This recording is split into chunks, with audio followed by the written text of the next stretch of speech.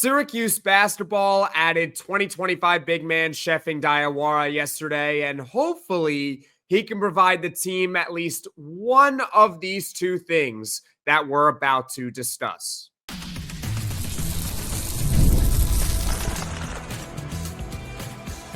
You are Locked On Syracuse, your daily podcast on the Syracuse Orange, part of the Locked On Podcast Network, your team every day.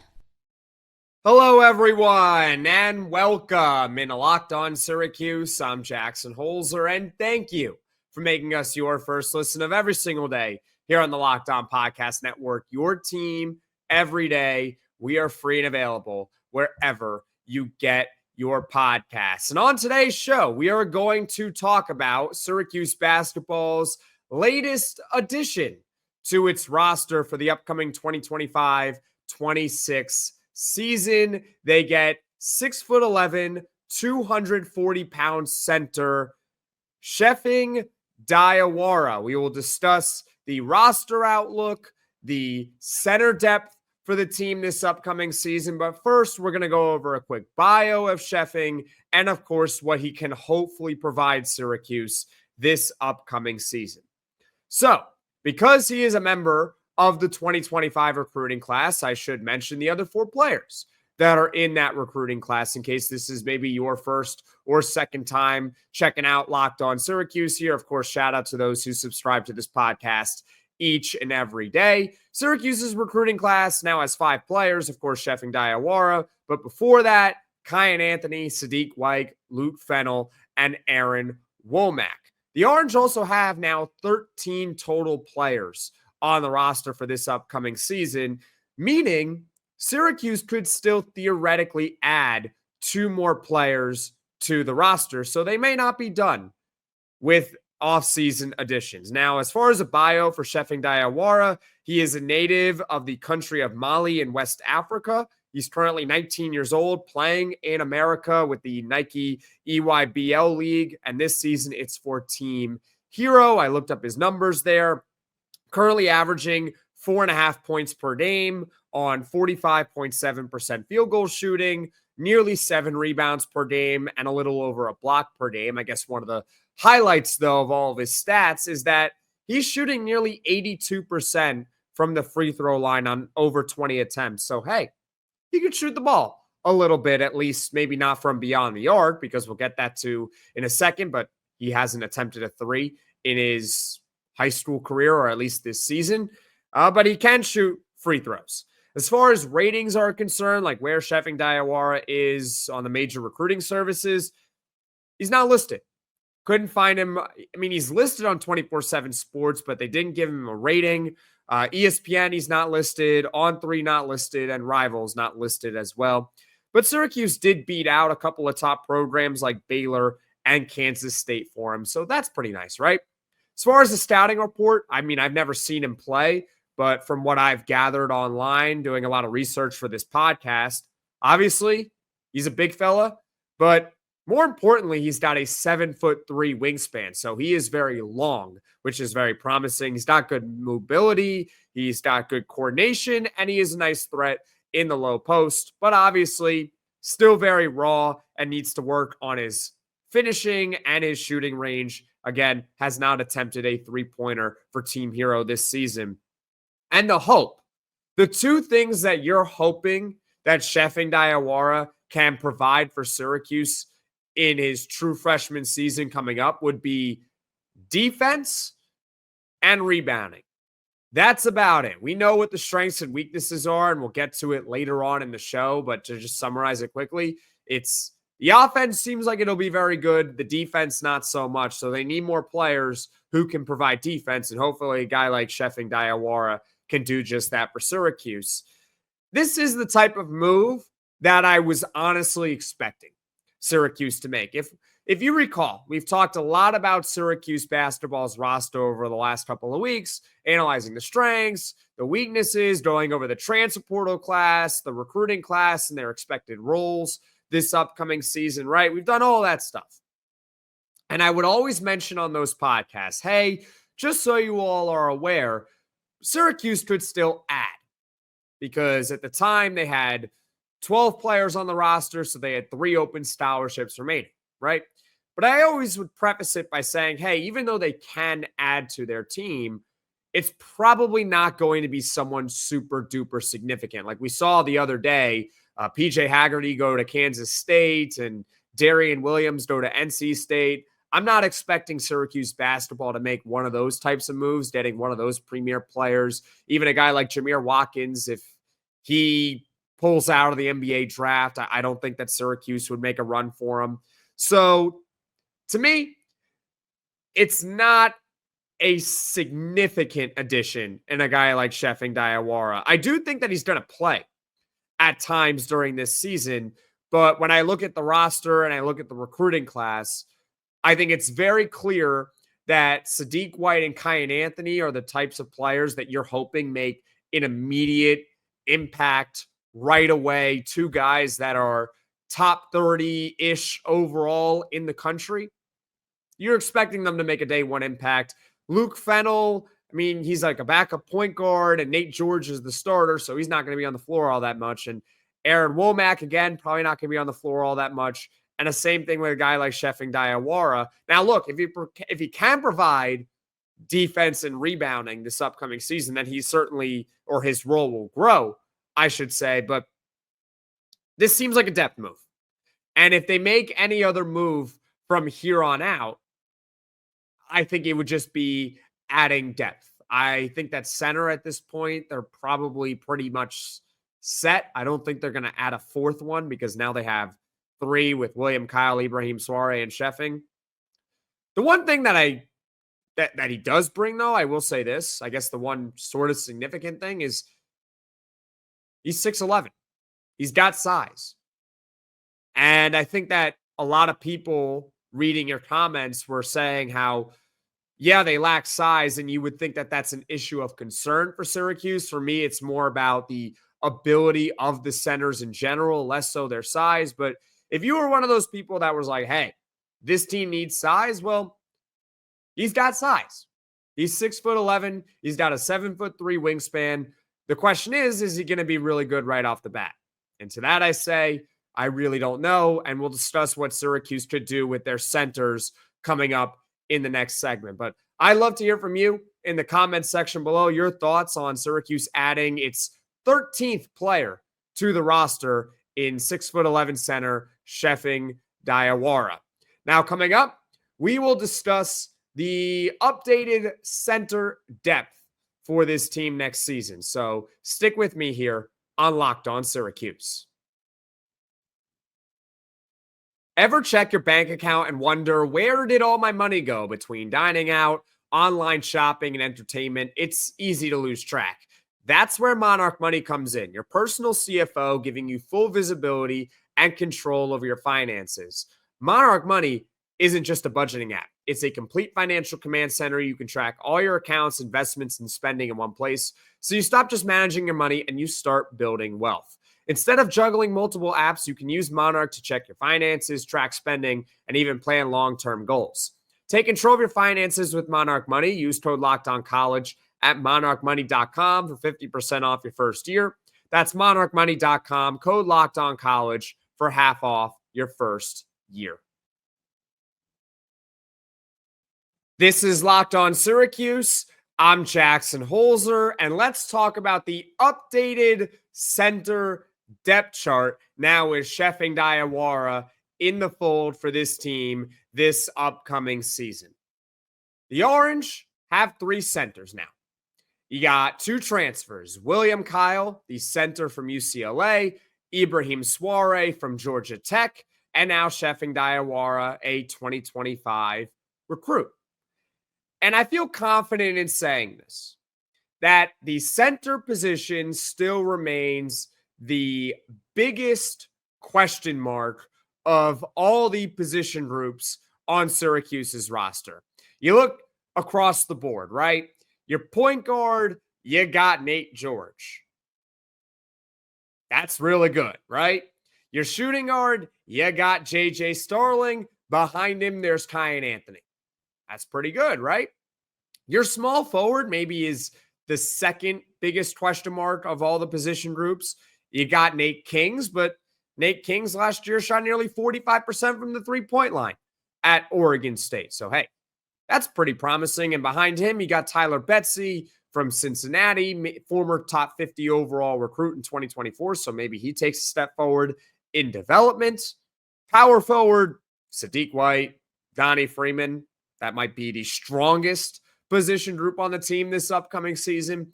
But then you got your centers in William Kyle, Ibrahim Souare, and Tiefing Diawara. I don't know of those three, if, with all due respect, if any of them are true starting caliber big man in the ACC. And to me, that's why it really is still the biggest position question mark on the team. I look at the other position groups, there is at least one player who I think is certainly capable of starting. At center, I'm not so sure. Now, as far as Tiefing's role on the team for this upcoming season, I mentioned in the previous segment how hopefully he can provide defense and rebounding when he is on the floor for this team this upcoming season. I see him as either right now the backup center or the third string center. The starter likely remains William Kyle. And again, William Kyle, he is one of, if not the most important players on this team for this upcoming season, because if he can at least play to a serviceable level at the center position for a substantial amount of minutes, that helps Donnie Freeman remain at the 4 as much as possible instead of having him maybe have to slide to the 5, because the 5 could be a liability for Syracuse this upcoming season. So William Kyle is very, very important. Also, his defense that he can hopefully provide is super important for Syracuse this upcoming season. So he is likely going to remain the starting center, at least at the start of the year. But then behind him, again, Ibrahim Souare. And the reason why I think that Tiefing could end up being the backup center for Syracuse this upcoming season is because I don't really think there's any real reason to be married to the idea that Ibrahim Souare has to be the backup behind William Kyle.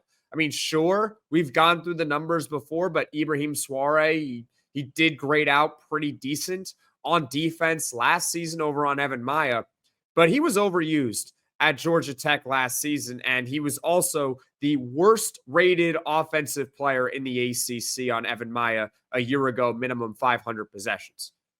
Also of note, just like William Kyle, Ibrahim Souare is 6'9". And so if you're Syracuse, if you're Adrian Autry, and you're looking for more size on the floor, well, who are you going to bring in when you're taking out William Kyle?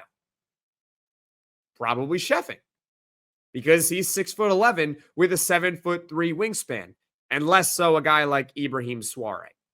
Now, here's a big question for you all. And I don't know if anyone will really be able to answer this until we actually see Tiefing Diawara play next season, is how long will it take for him to develop? Is he going to be ready to really play right away for Syracuse this upcoming season? And really more importantly, how does Syracuse treat his development? Are they going to throw him in the fire right away? They're just going to play him. Maybe not for a substantial amount of time, but they'll play him. Or are they going to treat him like William Patterson in 2024, where William Patterson did not play a single minute in regular season action? I do believe that he played in the exhibition games, but come the regular season, he did not play. Even when Syracuse had an injury to Naheem McLeod, they still did not try out William Patterson that season, for better or for worse, right? But that's just the reality. That's why I asked, how exactly are they going to treat Tiefing Diawara's development? My assumption is that, or what I would do, I would definitely play him a lot in exhibition games. Obviously, there's a big difference in competition, because in exhibition games, you could be playing D2 teams that, you know, quite frankly, Syracuse could just put on sneakers and just dominate, right?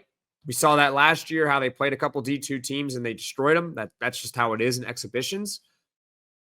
It's not the best competition again, but it's a good way to say, hey, if he looks good on the floor, if he looks like he can play out there, then maybe you trot him out at the beginning of the regular season when you're playing the quote unquote easier non-conference teams. But if he struggles, if Tiefing Diawara does not play well in the exhibition contests and he looks a little bit out of place, well, then you don't play him in the regular season because the competition only gets tougher. And if he's not ready, he's not ready. So that's how I would treat the center position going forward. I think that you still have William Kyle as your starter. Ibrahim Souare, I think by default is still the backup, but I don't think Syracuse should be married to it. I think if Tiefing Diawara looks pretty good in exhibition games, then they should give him some run early on in the regular season to see how he looks. What role do you think Tiefing Diawara will play for Syracuse this upcoming season? I'd love to hear from you in the comment section below. Now coming up, we'll go over the roster outlook now with Diawara in the fold. So stick with me here on Locked On Syracuse.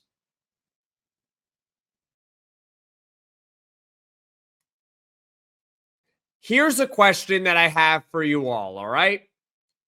Does the addition of Tiefing Diawara change your outlook for Syracuse's roster this upcoming season? I'd love to hear your thoughts right now in the comments section below. Because to me, and again, keep in mind, this is subject to change, right? But as of right now, I don't see how this move really moves the needle in either direction for Syracuse this upcoming season from a roster standpoint. I don't really see how adding a second or a third string center to this team is really all that significant here. I view it as this. I think that the big strength is still the big strength, and the big weakness is still the big weakness for Syracuse this upcoming season. Now, what are they? The big strength is the offense.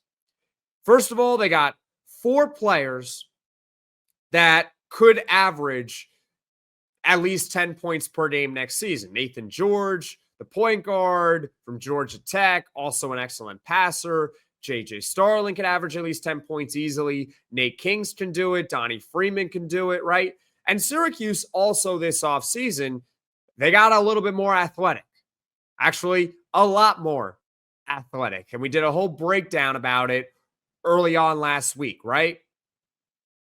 Talking about all the strengths for Syracuse. And, well, with that being said, because you're more athletic, Syracuse should be able to get out and transition more than they were able to do a year ago. That leads to more fast break points. That's going to help their offense in general. So offense, with Tiefing Diawara, without Tiefing Diawara, I don't think it changes all that much. Now, as far as the weakness, it's the defense. There aren't a lot of players who really project to be good defenders for Syracuse basketball this upcoming season, right? I got a feeling that Syracuse next year is going to win games 87-84, and they're going to lose games 91-87. It's just how it's going to be, I think, next season with the defense. Now, the way, I guess, where Tiefing could move the needle for Syracuse basketball and really help the roster in general is if he is good right away and he, again, can provide that defense and that rebounding. Because I was thinking about it, with Tiefing's size at 6'11" and a 7'3" wingspan, that's ideal, obviously, for a center.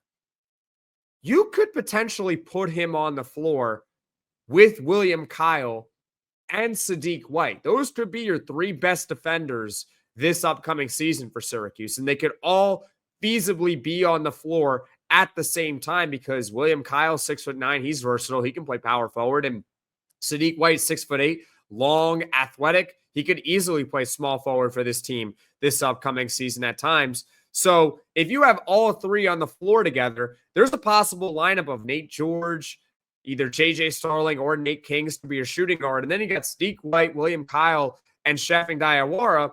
that could be your all defense lineup for Syracuse basketball in situations where they need stops. I guess that's where Tiefing Diawara can have his biggest impact on Syracuse this upcoming season and help solve one of their big weaknesses. But as of right now, it's really hard to say what his role is going to be this upcoming season. Again, it would be ideal if he can provide defense and rebounding, but how much playing time is he actually going to see, right? That's why I think it would be best if he plays a lot in the exhibition games. You see what you got, and if you like it, well, try him out in regular season games. And if you don't like it, if you don't think he looks all that good in the exhibition games, then he's just going to be a roster filler. And that's it, right? The other weakness for Syracuse, I mean, again, it doesn't get impacted by Sheffer or by Tiefing Diawara here, right? It is the shooting. Aside from Nate Kings, they really don't have any other pure shooter on the team. But again, I don't think that that's a big deal for Syracuse because I think that their offense will be okay. I think that they're athletic and they'll be able to run in transition, and that might be able to make up for the fact that they don't have a lot of shooting on the roster. And of course, Tiefing Diawara, he really doesn't provide any shooting for Syracuse this upcoming season. One more thing I should add, though. I just thought of this. I did not prep it in my notes. That's why sometimes I look down here on this podcast. I have my notes right here in front of me. So I mentioned earlier, 81.8% from the free throw line so far in high school this season. What if Syracuse had him out there late in games as the center? And the reason why you would do it is because he can shoot free throws. William Kyle and Ibrahim Souare are not good free throw shooters. They are liabilities at the free throw line. I think William Kyle last year shot 39% at the free throw line at UCLA. Now, granted, he was better at South Dakota, but still, I'll take 80+% from the free throw line over even mid 50s, right? So maybe that could be another way that he helps the team is the free throw shooting late in games. You might want to have a guy like Tiefing Diawara on the floor as your center in that position. But overall, I still view the team in a very similar way. I think they are better than last season, but that's not really saying a whole lot. I think that they are a 16-win to an 18-win regular season team. And unless that's great and that's good enough for an at-large bid, I don't think it will. Then as of right now, I don't see top to bottom Syracuse basketball making the tournament this upcoming season, which is, well, kind of the whole goal, kind of the whole point of the season this upcoming year is they have to make the NCAA tournament. Hopefully they can prove myself wrong. I'd be happy if they prove me wrong. I'm a Syracuse fan and I'm a Syracuse alum, but that's where I see Syracuse at this point right now. And barring a significant addition, maybe a guy like Jameer Watkins, I don't see how that outlook is really going to change a whole lot. But I'd love to hear from you in the comments section below, your outlook for Syracuse basketball this upcoming season, now that they just added their 13th player to the roster in Tiefing Diawara. Now, as far as what is coming up on Locked On Syracuse in the future here, planning on doing a crossover podcast with the host of Locked On Seminoles and the host of the new Portal podcast. It's Brian Smith, of course. He's been on this podcast a ton. We're going to go over some recruiting as far as Syracuse football and Florida State football outlook for next season in college football. Other future podcasts that are in the works, things that I already have planned on my phone right now as far as notes are concerned: Syracuse football breakout candidates, Syracuse basketball breakout candidates, plus on Friday, of course, is always Poll Friday. What Syracuse football's strongest position group? I think there were three that I mentioned. Quarterback, wide receiver was there. But hey, you could also vote for the other option, right? And if you want to vote, you can vote on Twitter at LO_Syracuse or on the Locked On Syracuse YouTube page. If you just go to the post section, that's where you can cast your vote for Poll Friday. It's really that simple. Thank you for making Locked On Syracuse your first listen today. And for your second listen, you can check out the Locked On Portal show that I just mentioned with football recruiting expert Brian Smith, who's got the latest rumors and signings each and every day. Plus, you can be the most informed fan on the rapid changes to the college football landscape. Find the Portal podcast on YouTube or wherever you get your podcasts. Folks, thank you all so much for watching. Thank you all so much for listening. If you like this podcast, be sure to hit that like button. If you really enjoy the podcast, be sure to hit subscribe and tell all your Syracuse friends about the Locked On Syracuse podcast so this channel can grow and reach all Syracuse Orange fans. And I will see you all again soon.